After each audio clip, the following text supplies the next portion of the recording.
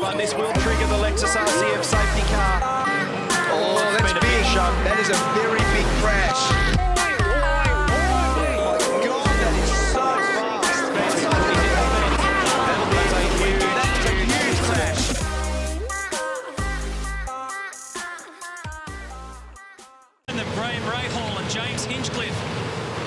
Hinchcliffe got a pretty good start, but now he's stopped dead. He's stopped dead and he's been run into straight up the back from Lucas de Grassi. There's more carnage. Oh my goodness! That's Ricky Taylor in the second Fujitsu car. It was Tonio Liuzzi that made the contact. Short period of time. That's right. This is 1.5 ton of V8 supercar. Now watch this. You watch car 33 come right in the middle, up, over, spin, collects the wall. And Ricky Taylor, in the space of just 100 metres or so in a V8 supercar towards us. But then he gets blocked a little bit, so he decides to spear down the right. And then, of course, that's where Hinchcliffe is sitting. And from then on, it's a concertina effect. Oh. He couldn't have seen him either, Matt. Liuzzi wouldn't have seen Hinchcliffe car when he was so close to the front end of the field. Oh, there's a car upside down here. There's a car rolled on the way into pit entry. Can't figure out who it is. It's a BOC car. Replay might tell more of the story now. Brad's already... Now, he was in a battle with one of the Valvoline cars that... don't know which one it was. Could have been Cam McConville. Might have been his nephew, Andrew Jones. He ends up in the dirt, out wide, and up against that tyre barrier. Fortunately, the tyres have done some job to arrest the speed of the car. Cars are going off on the gravel. That's rolled. It's rolled. There's obviously some rubbish on the road, and It's Brad Jones again. Second race in a row, he's on his roof. It's very different to what happened in Pukekohe, and at least it happened in the gravel trap. He actually had a fair clip of speed up here, but it tripped over itself right at the very end. It was, in terms of the speed of the roll, it just fell over on itself. But it was Cameron McConville that stole the show in the final round. So McConville's gone over. One of the problems into turn one down there is the road narrows up on the left-hand side. McConville's been caught out. Neil, talk us through the Shell Helix replay. Well, it looks like Larkham made contact with McConville after being squeezed by one of the Holden Young Lions cars. Rodney Forbes was there as well. It looked to me like it was 3 or 4 cars into one don't go. Here's another angle on the Shell Helix replay. Yeah, Forbes down the inside, the EA Sports car there, and Larkham making contact with McConville. Hard to know who... Marcus Ambrose, massive! Massive impact from Cameron McConville, upside down. What happened? We'll see what happens here. Run wide. Oh, he's just pitched it into the sand. Watch this. Just dug in. And that's what... Oh, no, on the fence.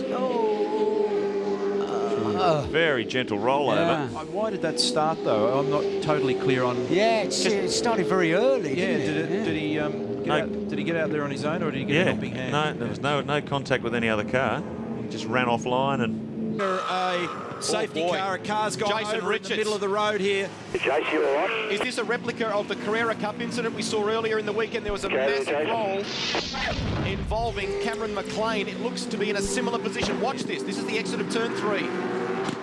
Trouble here between Paul Morris and Jason Richards. Whoa! Oh! Exactly the same problem. Straight up and over that ripple strip, which has been questioned by many of the senior drivers. And Jason... Involving Cameron McLean, former V8 privateer and super touring racer. Look at the air he gets. It bites and throws him. Frightening, frightening stuff. He too, fortunately, walked away. And this is the one that happened just moments ago, and Jason Richards, just monumental damage to the front and back of the car. A little oil, fire ripple strip. Is there a challenge on up front? I think there might be a challenge on up front. Oh, we've got a car on its side. Safety car for sure. Team Kiwi Holden, car number 21. Team Kiwi entry of Paul Radicic. Here's the replay. Watch here. No, he's run out of the road. Look at this, and he's gone. Oh, my goodness me, that is a shocker.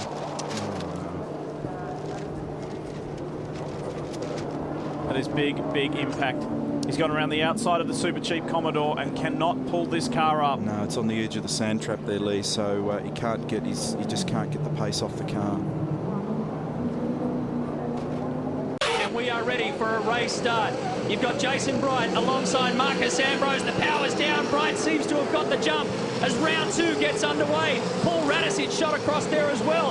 This will be interesting into turn 1, and they've already gone off. Oh, that's an incredible smash to start this race. The Valvoline Cummins Commodore, and they're all over the shop. 6 or 7 cars have gone completely off. That is an amazing start. Well, Jason Bargwanna in his most competitive out. Bargwanna gets squeezed out to his right. Wham! Upside down to start round 2. Well, he got tapped by another car. I couldn't see which one it was in the pack there. But he was heading in a straight... Johnson, this is another angle of this opening crash. I mean, you're only going 100 metres from the start-finish line there, and all of a sudden, Jason Bargwanna is on his head. It's completely ripped the rear axle assembly out of that car. You can see it's... Hotly pursuing. Oh, this is Brad Jones! That's a big rollover. Speed stick turn. Glenn will be bluing because, you know, the gap that he did have in 15 seconds, that's the blue-green look that you get. That's not the nicest one. Doesn't that picture tell the story? Let's have a closer look at it again. Oh, goodness me. It's incredible, isn't it, Scafey, when you see these things Sliding already. He's committed himself. I mean, he's way too quick for that. So when he's already going to have The reason why he doesn't have any pace, but we'll find out from... Oh, big problem! A car has rolled, and that is the Cleland-Jones Falcon. It's gone over on its head. John Cleland at the wheel. And I think that was Jason Plato, wasn't it? The HRT car that he's connected with too. Well, I need to see it again in replay, but they're limping along. We saw some people earlier in the weekend. Here's the replay. He's well offline. What's? Oh, he's come out He's gone around the outside. another car. Yeah. Jason was. I mean, he was well offline. He's right around the outside. And John was actually. Oh no, he wasn't actually that far away. Oh, that is amazing. You know, he's just dived out from behind him, Greg. He hasn't sighted. No. And he hasn't obviously noticed the flags cautioning, because they'll always give you an indication that there's... Okay, restart time. Puts it in the hands of Shane Van Gisbergen in the acceleration zone. Look at them all spread out. They go in search of their own piece of real estate. They bump and grind and push and shove. And now they've got to come all back together again for turn 1. Jason Bright over and up and into the wall. Oh. They'll try to come in together, so it's Tim Slade leans on the Holden Racing Team car, which just sends Team BOC Commodore flipping. It is tyre protected and then gets into the debris fence, where they're going to have a big nightmare trying to resolve getting this car back in shape. Fortunately, where the Chase claimed yet another victim. This time it's 1997 and Thomas Mazira.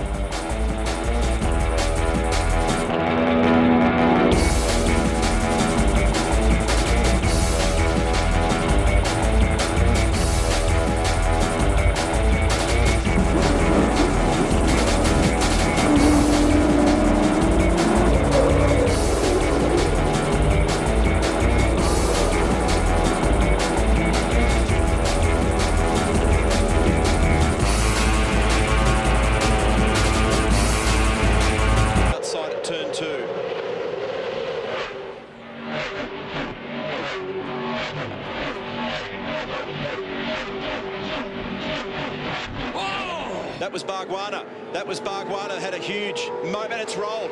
That's a Bundy car. No, it's not. I'm sorry. Oh, my goodness. One of the Bundaberg Red Racers has gone over. And that is an almighty crash.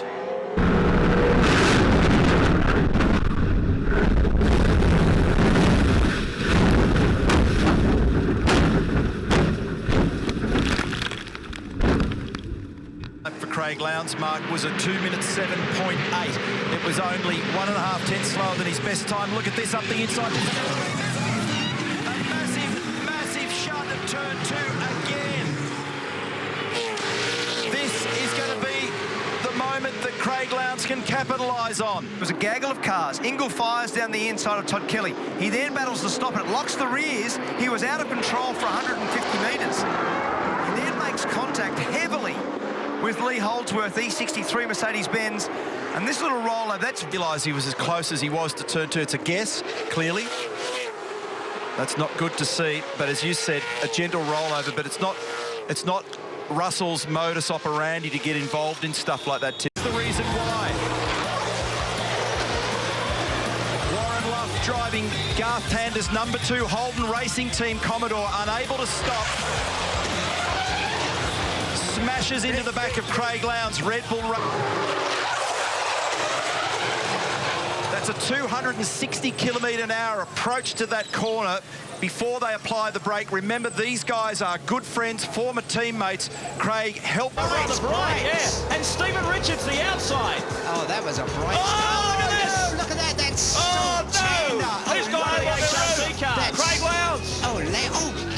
Oh, my goodness me. That's a nasty.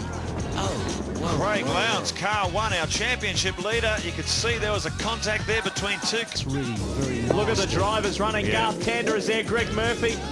All these guys are friends. Crompton in there. They're all concerned for their fellow competitors.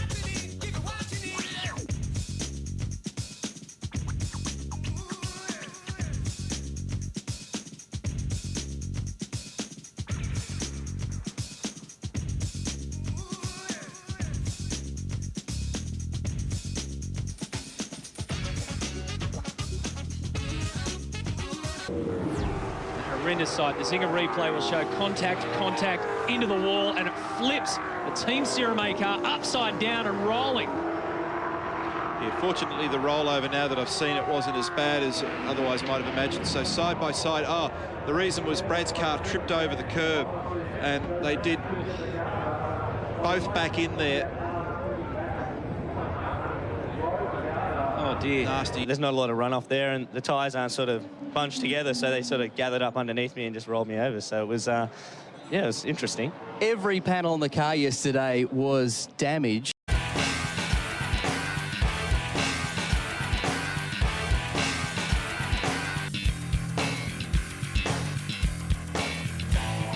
It's the gong no one wants to receive, but the super hit of 2003 undoubtedly belonged to Jason Richards, the Kiwi going for a wild ride at home.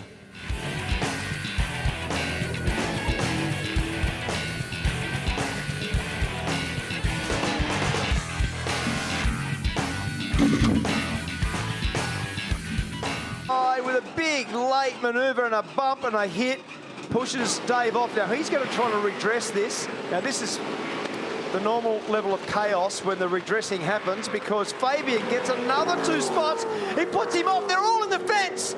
This is going to be big. Dave Reynolds makes very gentle contact in the end.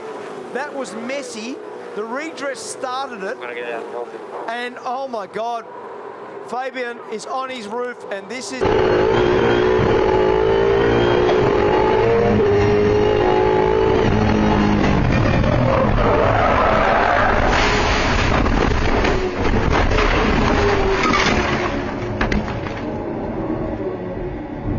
On the outside of him is Todd Hazelwood. Oh, trouble. Big trouble at the end of the back straight. And that's a terrible incident. A terrible incident for Hazelwood.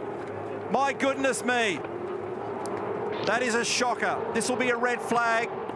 Jonathan Webb. The inside in car number 19. Webby's got locked up under the back of the Nissan, tagged Hazelwood, rotated it, and then it's gone into the fence backwards and rolled. Catch fence has done its job. Testament to the strength in the cars. This is the Dunlop Super 2 Series leader. A wonderful job in his wildcard appearances this year. Here's another angle of it.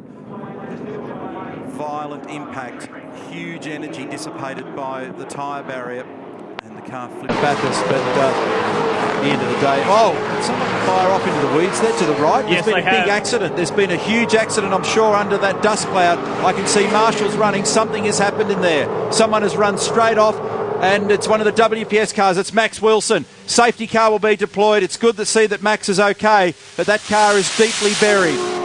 And on its side. Now he's away. released, yeah. It's because you're tethered by the belts, you're tethered by your radio, you're tethered by your cool suit. Let's see, on board, Zinger replay.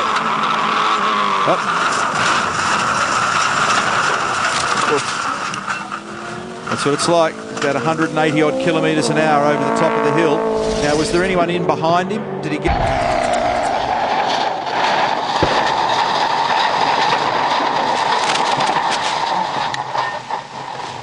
Happens fast, doesn't it? Even in slow motion, it happens fast.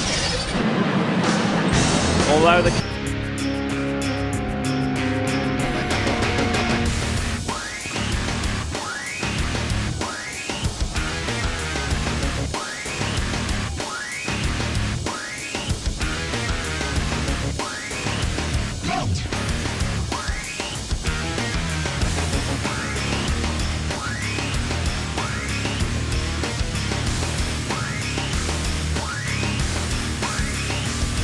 I made the point earlier.